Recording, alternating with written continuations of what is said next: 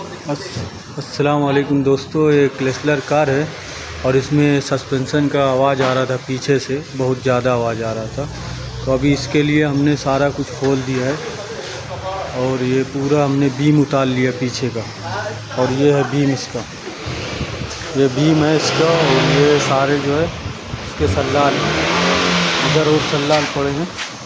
और अल्हम्दुलिल्लाह अभी हमारे गैरेज पे बहुत काम है, देख सकते हैं आप।